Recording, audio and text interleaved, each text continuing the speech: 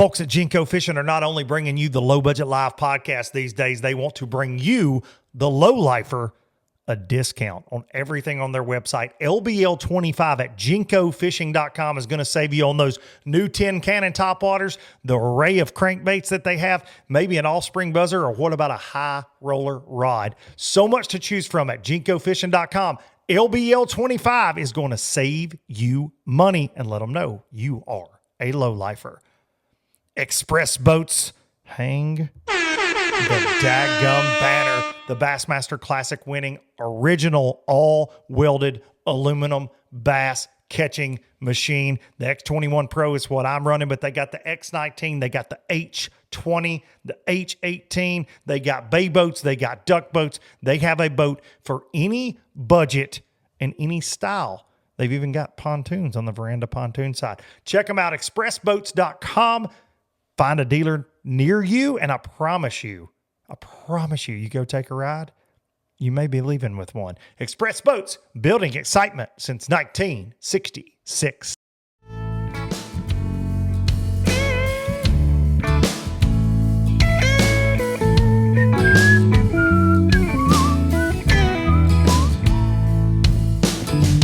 Damn these Biloxi blues. Damn 'em. It happens every night. Every old night.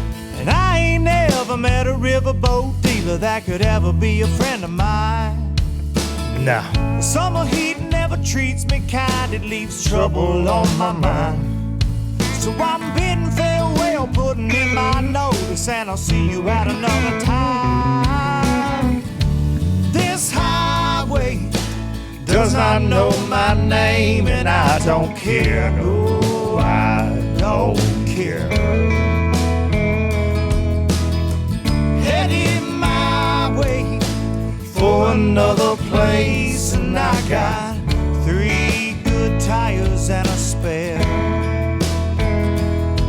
Just a white line gypsy getting out of Mississippi with just enough gas to get there. Low budget live, the not so live variety from the low budget live furnace, inferno, oven, instead of the bar and grill, whatever you want to call it out here. Yeah, air conditioning is at a freaking minimum right now out here. We got an old tin roof shop. It's about 117 degrees in Tennessee, southern middle Tennessee, and it's not fat dad weather. Okay, it's not fat dad weather. It's not fat dad temperature in here in the bar and grill. So if you see me sweating through my shirt, through my hat, mind your business. All right. This is a life lesson. This is life lesson number 1 for this show.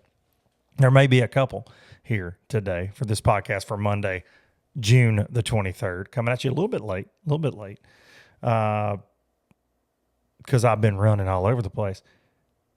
But life lesson number 1 is a few years ago when we turned the bar and grill into the bar and grill. Okay.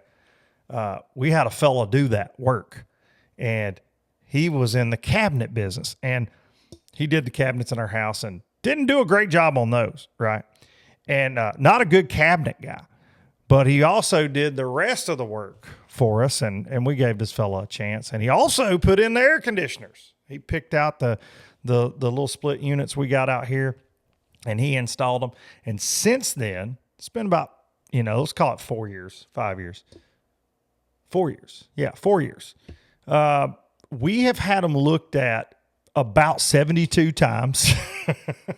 And turns out every time a real, air conditioning, HVAC pro comes to the house, right? They go, yeah, you're screwed. And they kind of put a Band-Aid over a bullet hole. So the life lesson of the day today, as I sit here inside feeling like I might as well, I'd be cooler outside maybe because at least there's a breeze. Don't let a cabinet guy install air conditioning, especially if he's a crappy cabinet guy to start with. So that's the life lesson. And the last quote I got was about 10 G's to get it fixed. And, we're balling on a budget around here all the time. So we'll see. But damn, man, little toasty. Sorry for complaining, but a little toasty. At the end of, finally, the crazy run I told you all about the 1st of June, I asked you to pray for because I was not necessarily complaining, but 4 different events. We had 3 Alabama bass trails to work, and then the most recent MPFL in Oklahoma, and I had to get from Oklahoma, Eufaula, Oklahoma, to Shelby, Alabama for the Lay Lake ABT finale that was on Saturday. I got in pretty late from that, and so yesterday, I'll be honest, there was no podcast recording going on. I didn't try to knock down a guest. I didn't do anything. I set my butt by the swimming pool. I did cut some grass a little bit, had to get caught up on a couple things, but mainly was just in super lazy dad mode. And that is, to be honest, a precursor to my next 2 weeks, because I have not been home for a week straight in a very long time. So I'm going to be at the house. I do have to make a special trip over to Sonar Pros, a day trip to drop off the new Express X21 to Trent Palmer and crew to start getting that bad boy loaded out. I've got all my gear just waiting on a pallet in the garage, but I do not have, I think I told y'all that last week, it's just got a steering wheel on it. Basically, it's got a Yamaha show, power poles. Thank goodness Express did put those on, but all the rest of my stuff's here in my garage. So no trolling motor, no anything. So we got some work to do. And by we, I mean Sonar Pros, because I ain't going to touch it. I'm just not. I've been down that road many times in life, and I have found out that you have to take it to the people that are amazing at what they do, and Trent Palmer and crew are that. So I'm just going to say, hey, Trent, take the wheel, buddy, and let me know when it's done. It's one of them kind of deals around here. I've rigged a lot of boats over the years, and actually do enjoy it. I don't enjoy it this time of year when it's 700 degrees and you know, in the garage, that's for sure. But yeah, going to do that. But other than that, I'm going to be here until the Duncan crew heads out on vacation. There will be no LBL next week. But what I'm planning on doing, this is a solo episode here. We're going to talk about a few things that are on my mind, on my heart. And then I'm going to try to knock down an interview or 2 this week. So look for those in kind of like an LBL light later this week, because I'm going to be around. Going to try to do that. All right. So appreciate y'all bearing with me. Y'all know life is crazy, and dude, I'm blessed. I was thinking that on the way home from the ABT, and thinking that just a lot lately, to get to be in the world I'm in after kind of going out on my own, having all the opportunities I have in life right now. It's busy. It's very busy. It's a lot of time away from home, which has been most of my adult life, to be fair, just on the road and traveling. And I think you got to do that in a sense to kind of be who you are. If you're me, you know, I'm a gypsy, a white line gypsy. Dad jokes. Been running crazy around here. But I think for me, I love home. I'll always love home. I love where I'm from. I love being at my actual home with my family, of course. Who doesn't? But the road has just always been where I've made a living, man, whether that's selling boat parts or out there working tournaments. But obviously the fishing side of my life has always been very, very important to me from a very young age. So to get to do everything I do, please, I had somebody comment on Facebook. I made a video saying I had made a wrong turn going out of the driveway on my way to Oklahoma. And I'd read a book by Shaw Grigsby when I was a kid. I was in high school, and my mom and dad got it for me, and Shaw was and still is one of my favorites. And he had written this book. It was awesome, man. Ton of cool stories, and a lot of them I remember, but the one that stuck out to me the most then was a story he told about how busy he was, and he had, you know, he'd been doing seminar after seminar and tournament after tournament, and he pulled out of his driveway one day, and he drove several miles in the wrong direction. He had to pull over on the side of the road and stop and say, "Where am I going?" And that story at the time, I was like, how would you ever even do that? How would somebody not know where they're supposed to be going? That's silly, Shaw. And now that I'm almost 42, got a birthday next week, I did that. This past Monday, I pulled out and I made it, but went the wrong way for a little bit and was like, oh, this is where I'm headed. So I posted a video about it just being silly, and somebody said, all I hear is people complaining that live their dreams, something along those lines. And man, don't ever take me telling you about everything I got going as complaining. I promise you, there's no complaining going on. I have seen what corporate America jobs are like. I have seen lots of things that I would definitely complain about way too much, and was probably lucky to have those gigs as well, right? But it just ain't. It wasn't for me. It wasn't for Luke Duncan. And so what I'm doing now, trust me, there ain't a lot of complaining going on. Other than sometimes you do miss special things at home to make all this craziness happen. But we're at the end of a run, and we're going to have about 2 weeks, and it's just 2 weeks. We got 2 weeks. Going to be around the house. Going to hit the road for a family vacation, and the second I get back from that, it's to New York for the next MPFL. So short turnaround time, but we are definitely going to enjoy the next 2 weeks. All right. You can't get from Eufaula, Oklahoma to Shelby, Alabama very easy, but I was able to pull that off. Thank goodness. No delays and all that. And was able to do both the MPFL and the Alabama Bass Trail South finale on Lay Lake this past weekend, where we had Chad and Chase Schroeder win their second ABT South event of the season. Okay. Those dudes, they've got 3 wins now overall in their careers with ABT. Just silly. And then Zeke Gossett, Ethan King won a ABT South Angler of the Year and the overall Angler of the Year. They had the most points out of any team across 450 teams between the ABT North and the South. Those dudes, I'm very fortunate to get to spend some time around them on the water, and they are freaks of nature. I will just say that. Those dudes are bad to the bone with a rod and reel. And they caught like a 6 1/4 in front of me at 5:30 on ABT Live Saturday morning to really wake me up more than a cup of coffee. So they're always kind. Let us watch them. Don't ever say, hey, don't film this, don't film that. Very open about what they do, and they're just damn good fishermen. So congrats to them on that. Before I get into and this story's got something to do with Oklahoma, but I've had some weird stuff lately, and I share everything with the lowlifers, I feel like. And this is just made me smile. I've had some weird stuff lately in regards to, just call it coincidence, call it whatever you want to call it. Y'all know I love my butterflies because of my mom. We lost my mom in 2019. I've talked about that a lot. She lost a horrible battle with breast cancer. And then I lost my dad in November of this past year. If you watch this show very much, you've heard me tell the stories. And it's just been, it's been a lot since my dad's died. I'm not going to even, I can't sugarcoat that. There's been a lot inside our family. There's been a lot, just a lot. I'll just leave it at that. I could do about a 10-hour show on it, to be honest. A lot of suck, I will say that, since my dad passed.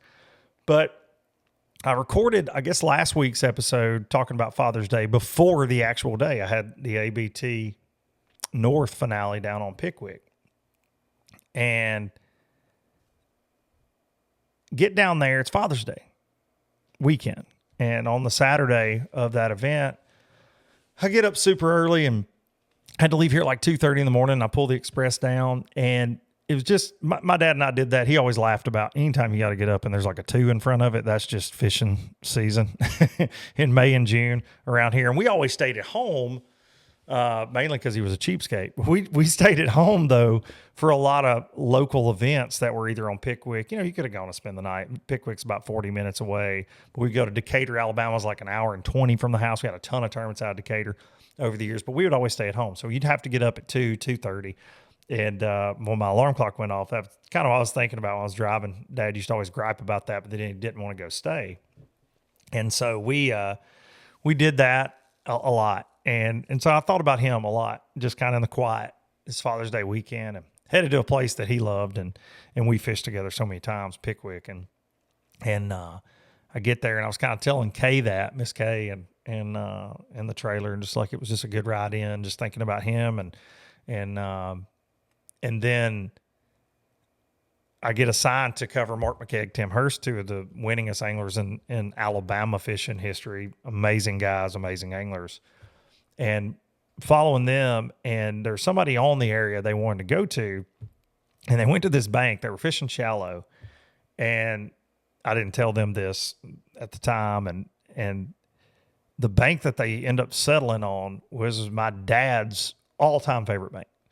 We fished it. I think the first time I ever fished Pickwick, he took me there in a club tournament, and we would fish there sometimes if it was July or if it was April. As long as the water was high enough, he would fish this area. He loved it. And I was just like, whew, okay. It's kind of weird, right? Weird and makes you, just think about things and remember a lot of things. I could remember, Mark caught a good one off of a cypress tree on a frog as soon as they started, and I can remember my dad flipping a 5-pounder out from under it on a lizard in a club tournament back in the day. And just crazy, man. Crazy. But then I get back to the weigh-in, and again, Father's Day weekend. I get back to the weigh-in, and John Simpson, our tournament director and drummer in the Fat Rascals. John's always playing music, and John and I talk music a ton. And one of my dad's favorite artists was John Hyatt, and is one of my favorite songwriters. And he is playing arguably like the deepest John Hyatt album, deep cut, that probably nobody in the world I felt like knew but me and my dad, honestly. And that obviously that's not the case, but John is just like got it cranked up, and I'm like, oh, jeez. And I go up to John and I said, dude, do you listen to John Hyatt? He's like, oh, dude, he's one of my favorites. Okay. So that was just kind of just like this serendipitous, strange thing, makes you smile, And anyways, that was Father's Day weekend. I had that happen. Well, then fast forward to Oklahoma, get out there to Eufaula, man. And crazy event. First day canceled due to ridiculous storms. And the lake is already 7 feet high. And, we have a rough day on live with some technical difficulties when we do get to go live on the first day, what ends up being the first day. And it becomes a 2-day event. And kind of crazy, and you're frustrated a little bit. But we get it done. A lot of people watching. I appreciate everybody that tuned in. And the final day, we end up with the one and only Tommy Biffle. Okay. Legend in my life, legend at my house growing up. Biffle was the dude. My dad loved flipping bushes, pitching bushes, fishing shallow, and, Wheeler and Pickwick had a lot of bushes. Kentucky Lake had a lot of bushes where my dad grew up. So Biffle was his guy. Okay. And I made a post like, I'm getting to commentate Tommy Biffle today. Like, this is like pinch yourself, right? And I have to pinch myself every day, to be honest, that I get to commentate professional bass fishing. It's insane. But Tommy freaking Biffle, he's not been on camera in a minute, man. And we get to cover Tommy Biffle in Oklahoma in a bush fishing tournament. Are you kidding me? So Fat Cat and I were both just geeking out a little bit, but I wasn't. But before we went live, I tell Fat Cat the story about there was an FLW in 2003, I believe, on Wheeler Lake. And this is when I was in college. And it was out of Florence, Alabama. But they would drive every day to Wheeler Lake. And this was during the days of the FLW tour. They had matching trucks and boats, and you had to fish out of their Rangers on the last day.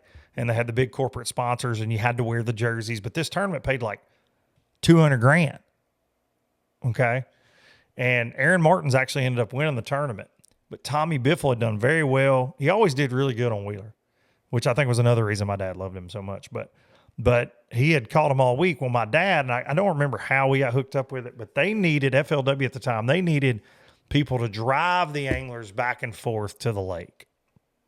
Okay, you just hop in the truck and drive the pro to the lake and bring them back for the weigh-in kind of deal. And they did the weigh-in in the Walmart parking lot. The big tent was awesome. Good old days of bass fishing, to say the least. Golden days. And my dad volunteered, got lined up with this somehow, I can't remember, but to drive Biffle. He got to drive Biffle. And he was going to drive Biffle from Florence to Rogersville, Alabama to First Creek Boat Ramp and back every day. And I got to ride with him on day 2 to bring Biffle back. And him and Biffle were giving each other crap. It was funny because my dad was just a giant smartass more times than not. And apple don't fall very far from the tree. I'll save y'all from commenting that. And they're going back and forth, and they kind of built up this little rapport just over a couple of days, And it was really cool. And they talked about everything from deer hunting to, jig fishing for sure. But when I'm telling Fat Cat this story, I'm like, yeah, it was in the summertime and blah, blah, blah. And so I Googled it. Dude, it was the exact same week. 22 years ago as the day I'm fixing to commentate Tommy Biffle. Now, look, it's just whatever, man. It's just wild, right? Makes you smile. But 22 years to the day, I'm sitting there in the studio fixing to commentate Tommy Biffle. And then before we ever go live,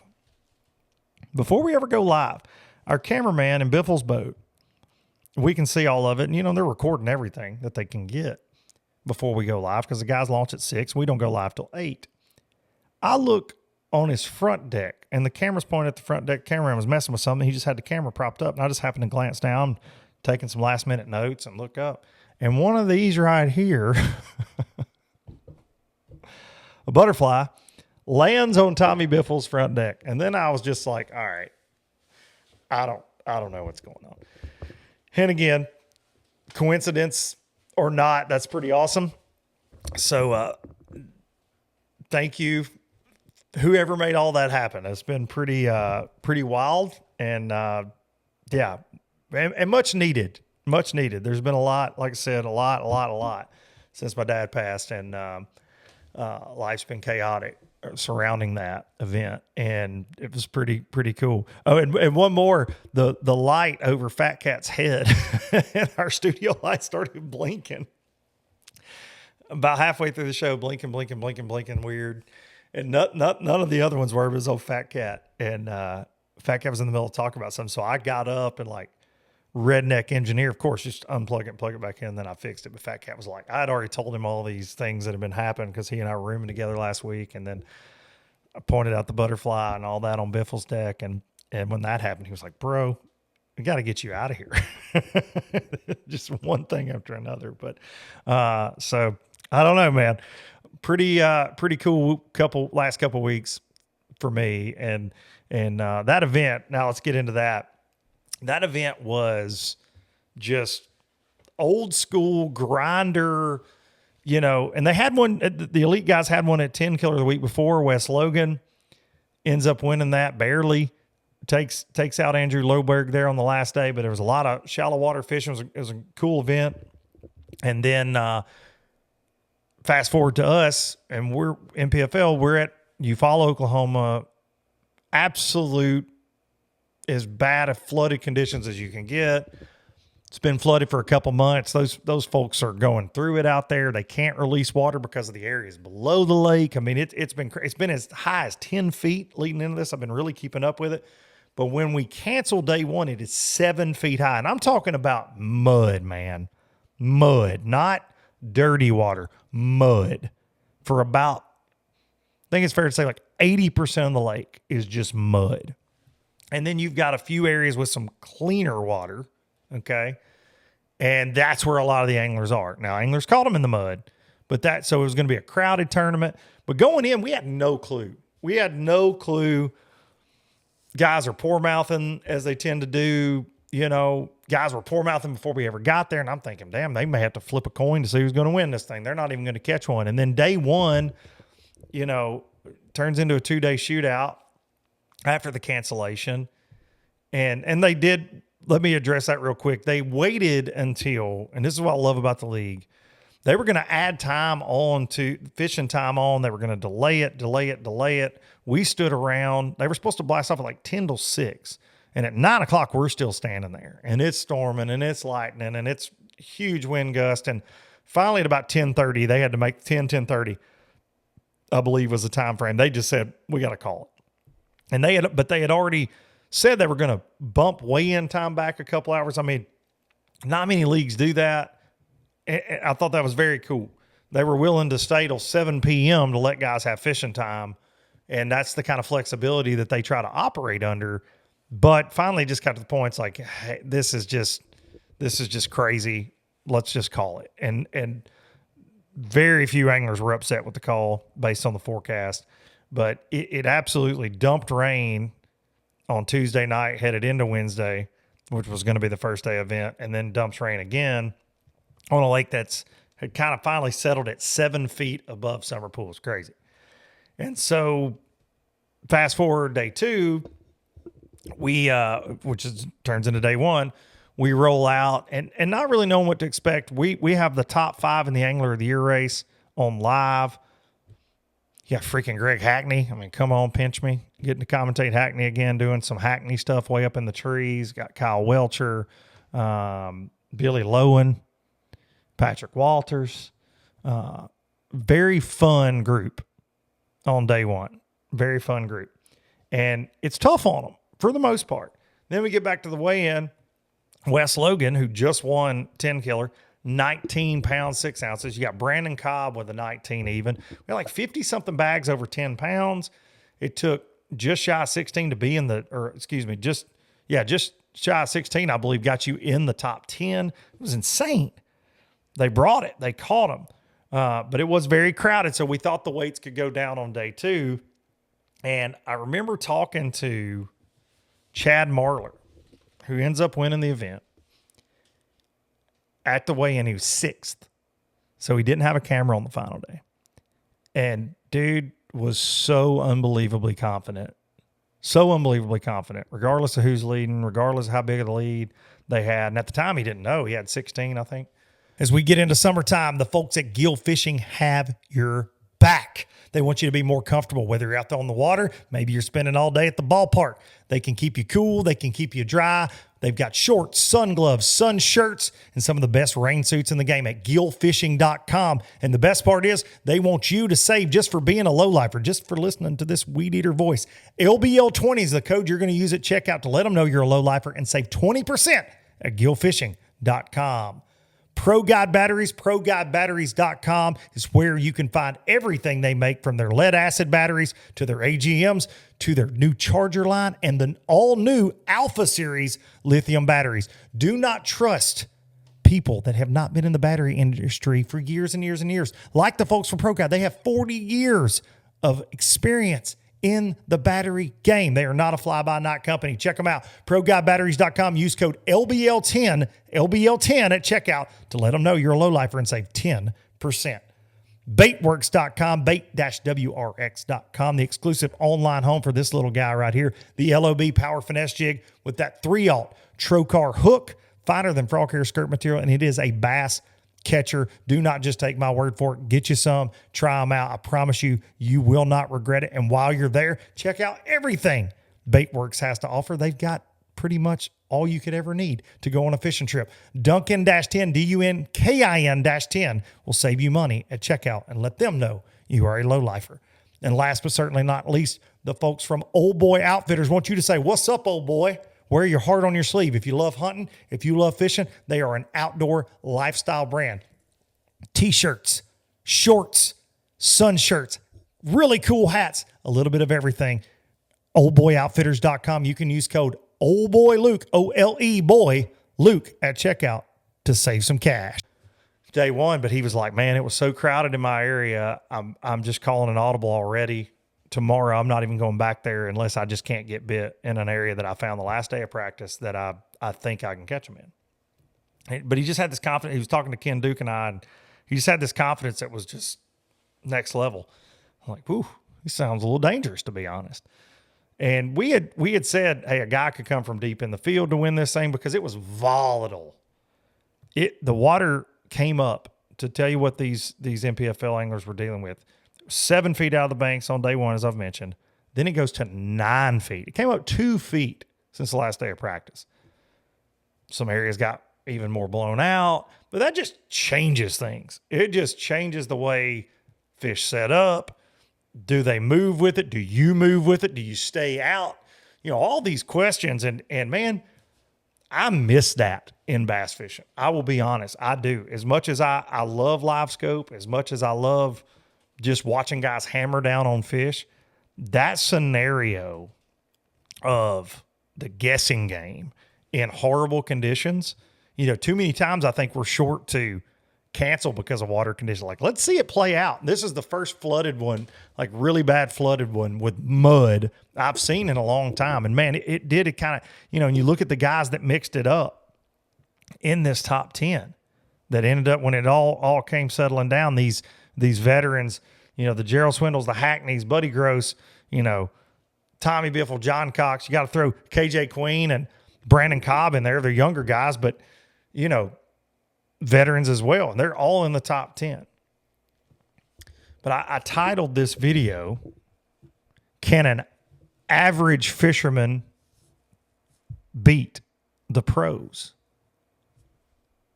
And that answer is, you damn right they can. You damn right they can. Chad Marlar calls himself the average fisherman on Facebook and Instagram. He's the average fisherman. He's a veteran.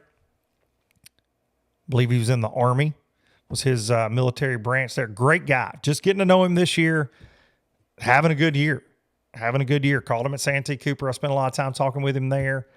And doesn't live too far from Eufaula, Oklahoma, down in Texas. And man, like I said, very confident.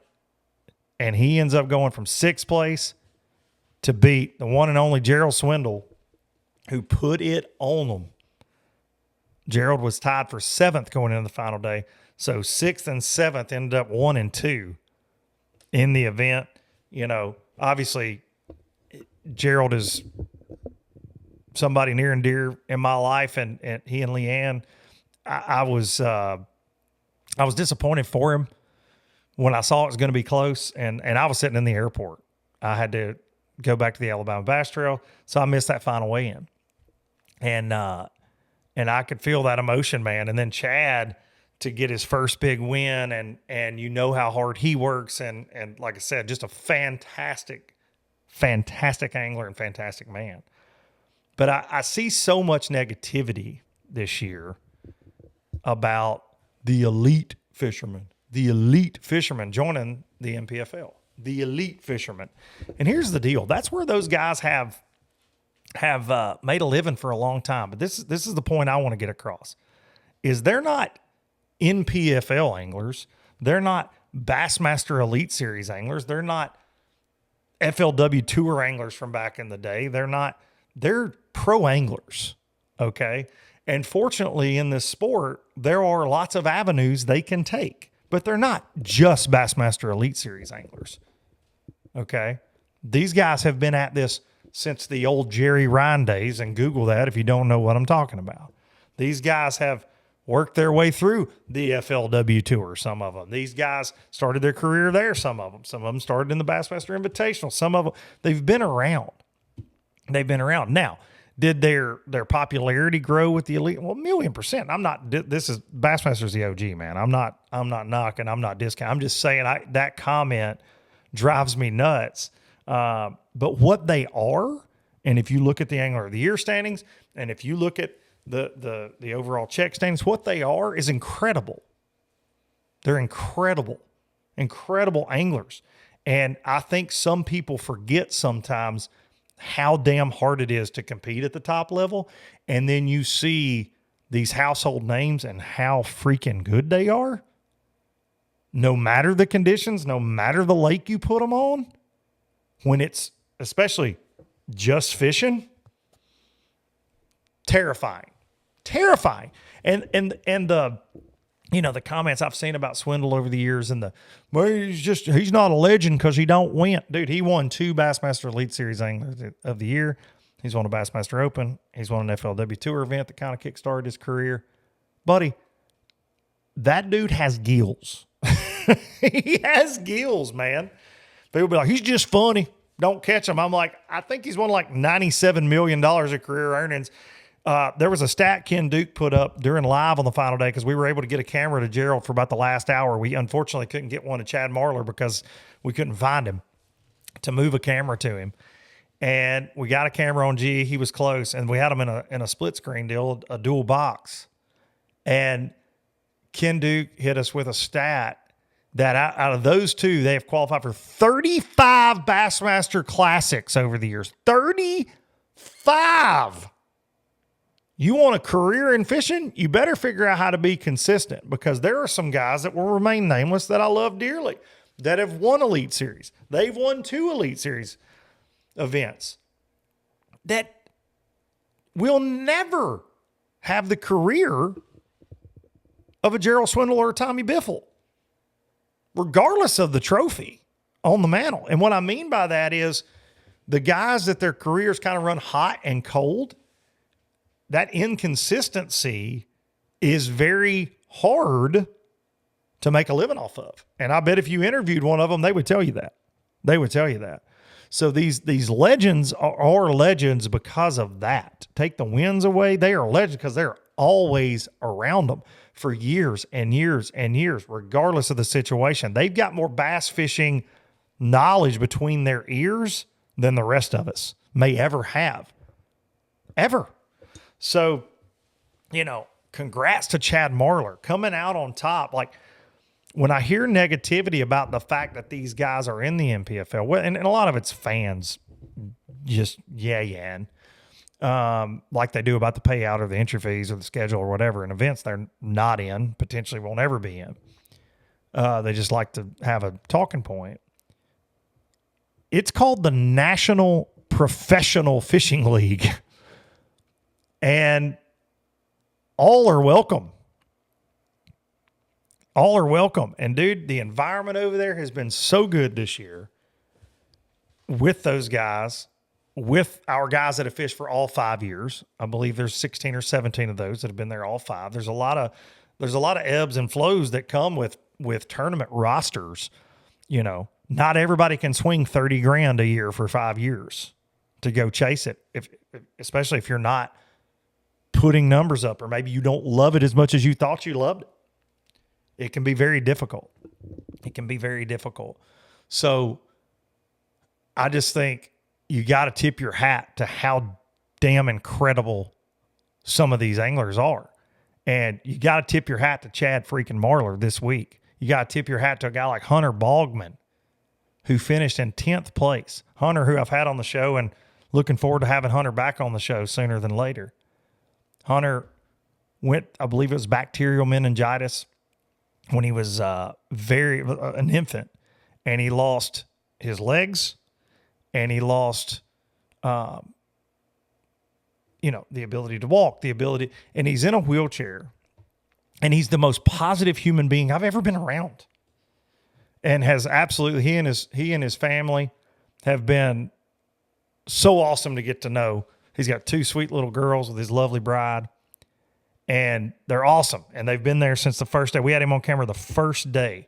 And he won a Toyota Series a couple years ago in Missouri. Just a fantastic angler. And he got him another top 10. It'd been a little bit.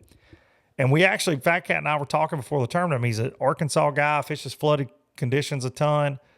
And he got it done, man, a top 10 in that group. So like, don't focus on, and people just like to stir the pot, and I get it. Good for you. But man, there's so many good things going on in the MPFL right now. So many cool storylines.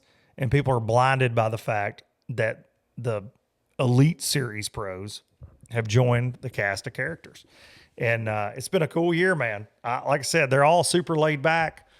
You can tell they enjoy not having to worry about live scope. I'll just say it. You can tell they enjoy that they just get to roll out and go do it the old school way. And for me, when you're a Chad Marlar, because we did 3 elites, guys went 1, 2, 3. First 3 events. Elite, anglers. Scott Canterbury also was hell on the FLW tour. So was Jason Christie. Oh, yeah, so was Greg Hackney. They're just fantastic anglers. But they did go 1, 2, 3. When you're Chad Marlar, and this is your first win, and you look down that list, put a spotlight on that trophy on the mantle, because it's not easy to do. It's not easy to do at all. You get a check in this crowd this year. Not easy to do. And if I am someone that wants to say I'm a professional angler, that's who I want to fish against. Even if I'm dead last, which I would be, most likely. If I'm dead last against this crew, that's the crew I want to be casting against. That's my 2 cents. But yes, an average angler can win against the pros. And special week, man. Very special week. I'm going to try to get Chad Marlar and do a podcast with Chad this week. Look for it later this week. That's the goal. He and I couldn't connect to do one today, but we will. I'll get one done before I head out on vacation. And again, no LBL next week. You have to go back and watch some reruns. or something while I'm laid up on the dang beach somewhere. Real quick, MLF Invitational, James River. I got to see clips. I didn't get to watch live, but looked like a cool tournament. Those tidal fisheries are always fun to watch for me growing up because it was so different than anything we have around here. And then when I finally got to fish a couple, I've never been on the James. I fished the Hudson River and I fished the Potomac. Planning your day around tide swings and where they're going to be on this one versus this one, and it's different every day, man. So intense. Becomes a thinking man's game. So cool. But the James has always been one of those special places in the sport. And congrats to Keith Poche for doing it again, sneaking around that little boat. But I just want to say a couple guys in those invitationals that are just killing it in the points that'll end up on the BPT. I think they got one event left to go. Bankshaw, which what else can you say about him? He's won everything on the Tennessee River forever, but now he's showing that, guess what? I don't have to be on the Tennessee River. Bankshaw, somebody you need to have on your radar in professional bass fishing. And Dustin Smith, who's a former, we spent some time with him in the MPFL. Dustin's a fantastic angler. He's second in their Angler of the Year race right now with one to go and looking for a bid at the BPT. And Dustin's a no-scope guy. I don't even think he has a transducer on his boat. And I think that speaks to the testament because they get to use it one day and then they go without. But then when they go to the championship round, they have the ability to use it again. And he has had a phenomenal year over there this year. So shout out to those guys in particular. All right. That's enough rambling for me. I'm going to take you out with some Biloxi Blues. And I will be back with an interview, another LBL, maybe a LBL light, whatever you want to call it, later this week. I appreciate each and every one of you. See ya. From Jacksontown to Tupelo, I never could make it last. Spanish moss and Civil War ghosts, well, I'm gonna leave them in the past. Any direction, Lord, I'll be fine. It don't matter east or west. North, south, wherever the wind blows, I'm leaving those burdens at rest.